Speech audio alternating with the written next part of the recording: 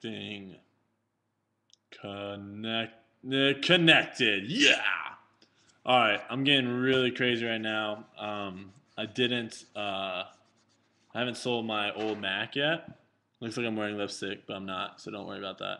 I haven't sold my old Mac yet, so I'm uploading a workout I did this morning on that computer, and I'm vlogging on this computer, so I'm trying to knock it out because it takes forever to upload these videos here. I still need to call and try to get faster internet. But so that's what's happening right now. So I don't know. That was kind of how, I don't know if it was a weird starting, but that's why. Today was good. Today, I'm going to be real quick because I have a lot of questions. I asked you guys questions on my Facebook and my Twitter. And also, I don't think anyone asked any questions on my last vlog video. But I usually will go and answer some questions if it's a question day. And today's going to be a question day. So I'm going to answer some of those questions real fast. But today, real quick, what I did today is I went and worked out this morning, came home, watched a video with my madre about diets, like it was interesting it was talking about how animal fat is really, really bad for you. Not animal fat, animal meat is really, really bad for you, and the argument was we should eat only plant-grown food. We shouldn't eat anything that walks, crawls, flies, slithers, swims, anything like that. We should only eat plants. I don't know. So that was that. It was interesting, though. It had some good stats and stuff, whatever. That was called Forks and Knives. And then I started basically working right after that. I've been working for the last few hours, I would say. That movie got done. Hoops. Chillax. Just for a little bit.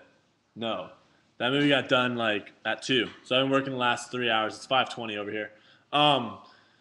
Been working, whatever. New trick shot video coming out tonight. Make sure you check that out. My workout video should roughly be up probably like 30 minutes, I'm guessing, after this one gets up. Maybe 20, 15, I don't know. But it'll be on the vlog also.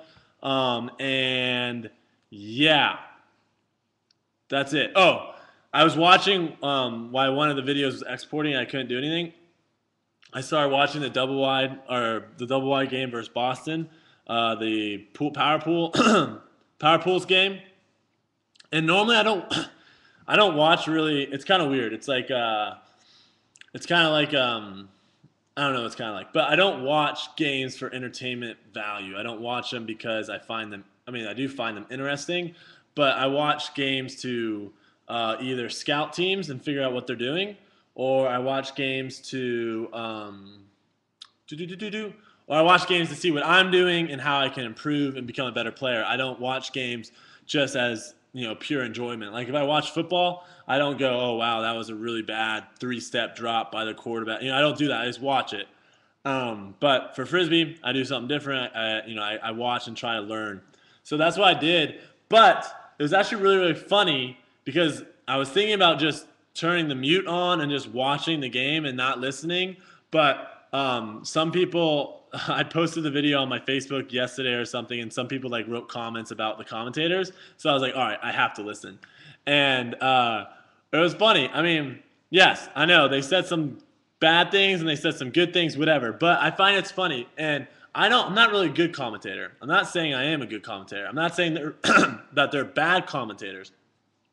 I'm just saying I want them to call it as it is. And the only thing I want to say is they call me lazy, all right? And I hear it a lot from a lot of people that I'm lazy. And I just want to say I'm not lazy. I'm out of shape or I'm tired. That's what I am. Call me out of shape. Say, Brodie looks really out of shape right now, or Brodie looks really exhausted. Don't call me lazy. Also, it gets annoying too when players don't realize what I'm doing. So there'll be times where I've been playing games and stuff, and someone will come up to me and be like, dude, guard your guy. Come on, you're not even guarding your guy. And I'm like, dude, look at the tape. I just saved your butt 3 times by poaching off my guy. So there is there is something to it, guys. But I mean, I don't know. Dark horse, lazy. Just call me tired. That's fine. I'll take it. I'm tired and out of shape because that's true. I was not in good shape at nationals. I'm not going to lie to you. I wasn't in good shape. So that's why I'm training right now like a freaking mad dog because I don't like it. I'm eating healthy. And it's actually doing good. I have a lot of energy. See, look at this vlog. I'm talking so much faster. All right, whatever. It's already 5 minutes. Let's get questions. Let's get questions. Some people are like, gosh, Brodie, he just ranted a little bit. And you're right. I did rant a little bit. But sometimes you have to get your rant on. All right, let's do Twitter first. Team Brotoss from Twitter. Oh my gosh, the internet's so slow. We might have to Dark Horse do Facebook first because the internet's so slow. Oh my Lord. Let me sing a song for you as my internet is loading. All right. Facebook. Andrew asks, any tips to throw against strong wind? Okay, when you're throwing against wind, do I have a frisbee around here? It's going to be amazing if I don't, and I don't. But if you're throwing against strong wind, things to focus on is really grip pressure. Okay, you're going to have to tighten the grip more so on your forehand and your backhand. And then the other thing that's really, really important is the angle of the disc. So if I'm going to huck a forehand, the angle of the disc is going to be either flat for me or little angle. I get enough spin on the disc that it doesn't really turn over, blade over a lot. If you see that happening, that's probably because you're not putting enough spin on it. But when it's really, really windy, I have to tilt that thing down to where when it's leaving my hand, it's coming out at a more severe angle. So hopefully that answers your question because it did. Liam asks, what grades did you get at school/college? High school, I was a really, really good student because we didn't have any money and I had to make sure to get scholarships to go to college. College, I was trying to figure out what the heck I was doing. I was not a good student for a very long period of time in college. I was focusing on the wrong things, such as frisbee, and wasn't focusing on my school. And but I ended up making it through, and I made decent grades. I think like a 3.1 or 2 GPA. That's not very good, but whatever. Josh asks, what is your favorite trick shot? My favorite trick shot so far that I've ever done. Woo! Gosh, let me come back to that. I gotta think. Avery asks, 175 gram or 185? 175 gram disc is the official disc that we play with, so use that. Gabriel, I'm graduating this May, and I want to know where I can look online for areas that have club teams and when they have tryouts. That's a very good question. The best thing to do about that is to go to RSD. So search Rec Sport Disc, and make a post on there. A lot of people will read that, so make a post on there and saying, "Hey, I'm moving to so and so. Does anyone have information?" Because I don't have information to everything, all the cities and stuff, but someone on there will definitely know. So do that. Tips on defending a shorter player as a shorter player. Tips on defending. I usually just back my guy to avoid deep sky battles. But anything else I can do. I mean, if you know for a fact you have no chance of beating the guy in the air, like zero, you have to back him. Okay, you have to play behind and force him under. All I can really say is try to get out of that matchup or make sure you have a really, really good mark. So shorter defenders, you have to have a really, really good mark and you have to be quick so you can get to that mark fast. Because what's going to happen if you back a taller player, right? And he's going to get the disc a lot underneath. If you don't have a good mark, you're screwed. But if you have a really, really good mark, you might be all right. Jump higher, too. Learn to jump higher. That would help. Tips to improve catching a frisbee.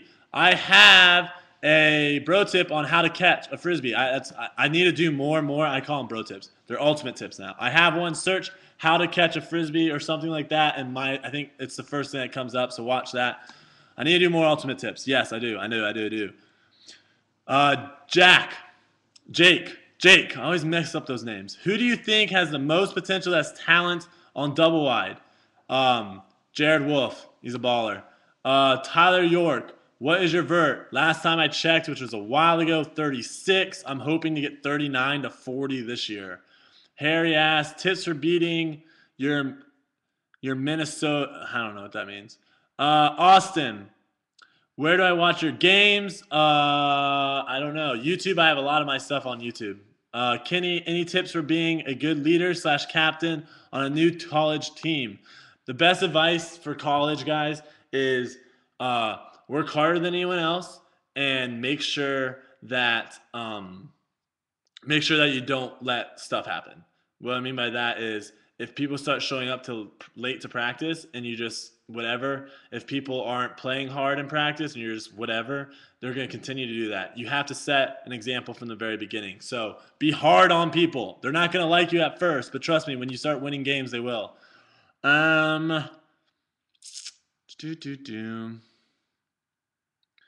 asks, what was your best time in a 3-mile cross-country race? Actually, it's 3.1 miles, not to be a stickler.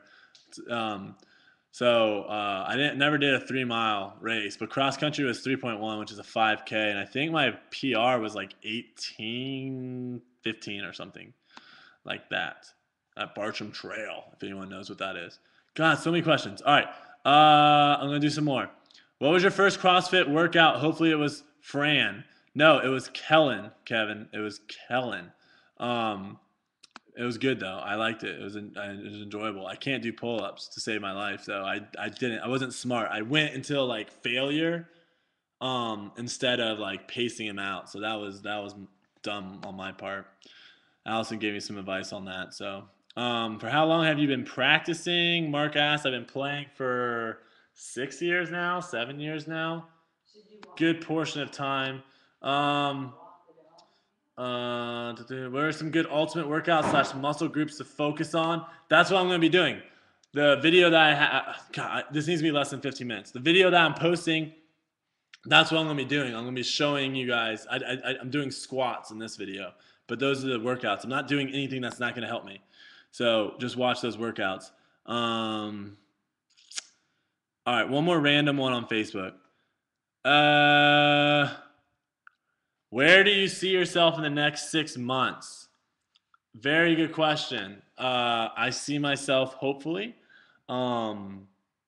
stronger, faster,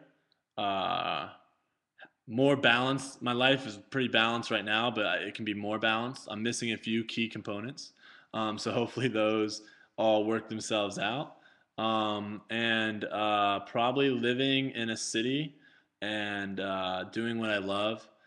Continuing to play frisbee, continuing to get into shape, learning more and more and more, and maybe there'll be a special person in my life. That's always nice, right? All right, Twitter. Let's see. I'm not answering that question. Gabe, you love frisbee, awesome. Ezrag at Juicy156. What is your favorite position to play, and what is your favorite play? My favorite position to play, to be honest, I really like to be around the disc. If you haven't watched me play, I do. But I love my favorite play is just skying, man. I love it when you're not really that open and they just jack it to you and you just go up and rip it. After you catch it, you just it's so awesome. What made you start playing Ultimate? I started playing in high school after cross-country practice, fell in love. First time I picked up a frisbee, I was like, this is what I need to do. I need to throw a frisbee. Brodie, do you have an advanced backhand that makes your throws faster and more accurate? No. There's no advanced backhand, I would say. I don't to make your throws faster, you obviously just need more wrist snap. You snap it faster, and you obviously use your arm more. More accurate, though, something that you guys can... Who asked this? Not you guys. Connor at CReinhardt7. Connor, something that you can work on to make your throws more accurate is if you're good at just throwing flat backhands, that's fine. That's awesome. But if you want to try to increase your level of the backhand, practice outside in, curving it in that way. Practice your inside out, curving it this way. Practice curving the disc and using those angles of the disc, releasing at different angles, all that stuff. Because if all you have is one type of throw, you can throw a backhand, it's really, really good, but it's only one type of backhand. You can't throw a low release, high release, outside in, inside out. You can't do any of that. You know, you're gonna be missing a lot of opportunities to throw people the disc. And yeah. Okay, guys, that's a lot of questions. This is a very long video. This is rivaling the 20-minute vlog that I did. So yeah, all right, that's it. That's all I got to say. I hope you all have a great, great night, and go Tebow tomorrow. Go Broncos. I'll probably vlog before the Broncos game because I might be upset if they end up losing because he's been struggling the last 3 days, but last 3 games. But that's all I got to say, guys. Love you all. Peace and man up.